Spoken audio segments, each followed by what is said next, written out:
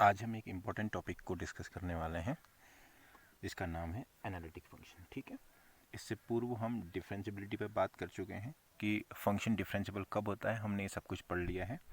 If F Z be any complex function is said to be differentiable at point z equals to z0 if limit z tends to z0 fz minus fz0 over z minus z0 exists finitely right and unique। तो आपको पता ही है, इतना हम अभी तक का देख चुके हैं कि कोई फंक्शन डिफरेंशिएबल कब होता है, जब ये लिमिट एग्जिस्ट करके इसकी वैल्यू फाइनाइट और यूनिक आती है। ठीक है ना। जैसे उसके बाद हम कुछ एग्जांपल देख चुके हैं, जैसे एफ जेड बराबर हमने पढ़ा था मॉड जेड, एक हमने पढ़ा था एफ जेड बराबर मॉड जेड स्क्वायर, हमने बहुत सारे पढ़ा था F Z equal to real part of Z, right, इस तरीके से।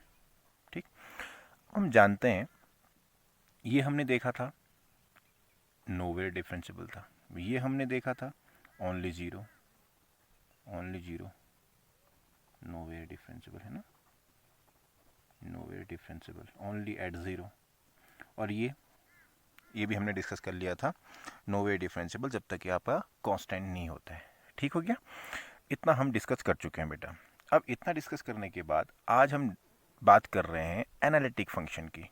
ज़रा ध्यान देना, माना ये कॉम्प्लेक्स प्लेन है, राइट, ये पॉइंट z0 है।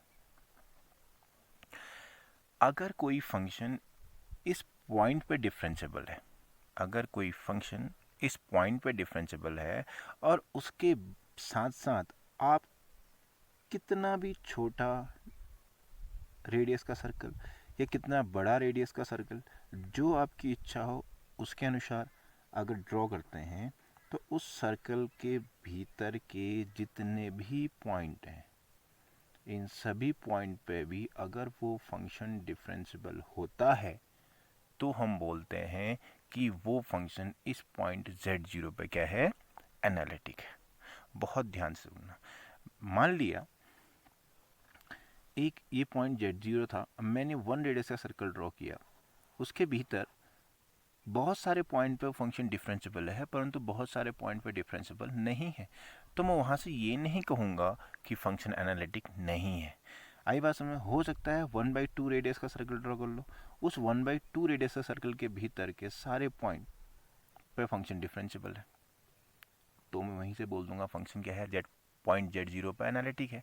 मान लिया इस हाफ रेडियस के सर्कल में भी कुछ पॉइंट ऐसे हैं जहाँ पर फंक्शन डिफरेंशिएबल नहीं है, माना वो पॉइंट यहाँ पर एक यहाँ रहा है, एक यहाँ रहा है, एक यहाँ रहा है, तो मैं इसको और छोटा रेडियस का सर्कल अगर ड्रॉ करूँ तो ये इसके भीतर के बहुत सारे पॉइंट हैं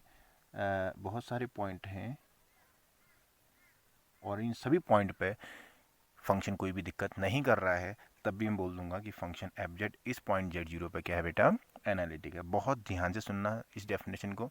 मैंने बोला कि कोई भी फंक्शन अगर एफ जेड है, वो किसी पॉइंट z बराबर z0 पे एनालिटिक तब कहलाएगा जब वह फंक्शन z0 पे भी डिफरेंशिएबल हो, साथ ही साथ एक छोटा से छोटा नेबरहुड ही आपको क्यों ना मिले, उस नेबरहुड के इंटीरियर पॉइंट जितने भी होंगे उन सभी पॉइंट पे वो फंक्शन क्या होना चाहिए, डिफरेंशिएबल होना चाहिए, तब जाके हम उस फंक्शन को पॉइंट z0 पे एनालिटिक बोलेंगे।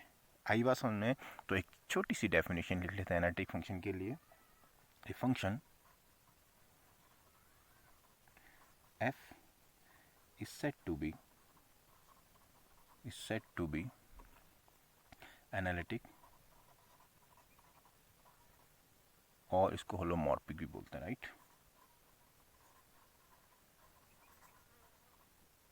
at a point z equals to z0 belongs to C if it is differentiable at z equals to z0 and also every point every point and also every point in its neighborhood, in its one neighborhood, ठीक है, सम neighborhood बोल सकते, सम neighborhood। तो फिर मैंने बात अच्छे से बता दी है कि कोई फंक्शन एनालिटिक का मतलब क्या है कि अगर कोई फंक्शन डिफरेंशिबल है किसी पॉइंट z0 पे भी और साथ ही साथ उसका एक छोटा सा छोटा नेबरहुड ही आपको क्यों ना मिल रहा हो, उस नेबरहुड में भी अगर वो फंक्शन डिफरेंशिबल सभी पॉइंट पे है तो फंक्शन क्या हो जाएगा, एनालिटिक हो जाएगा। आइए देखते हैं इन 3 फंक्शनों पर डिस्कस करते हैं, राइट। चलिए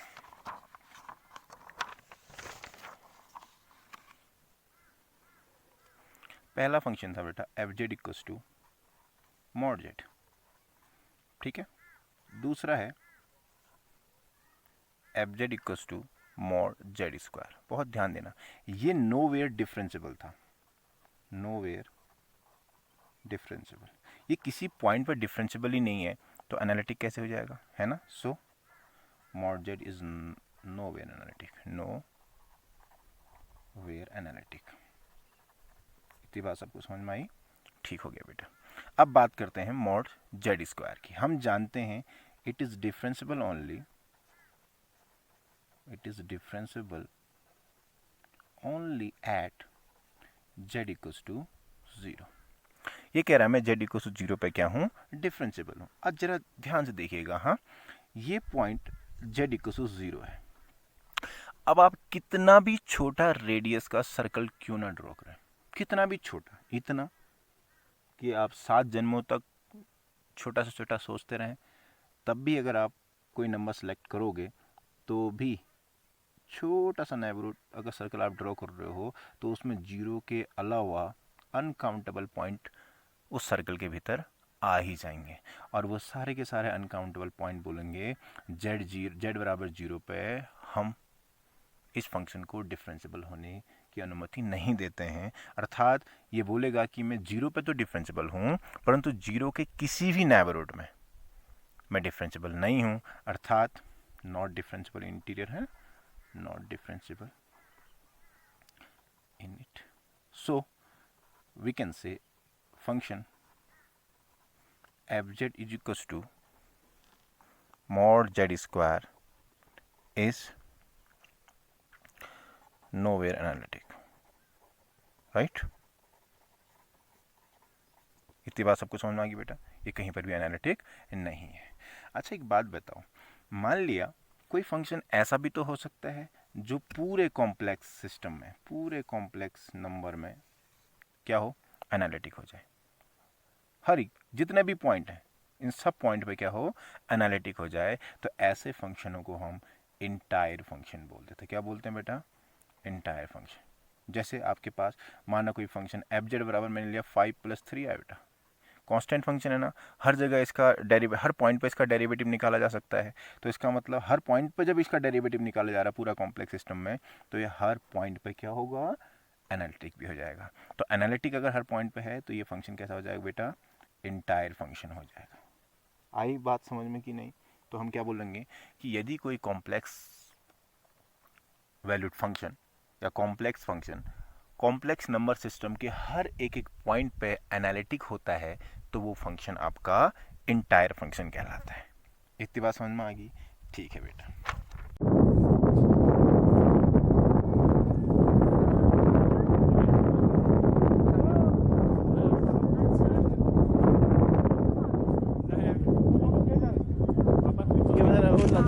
क्या मतलब फोटो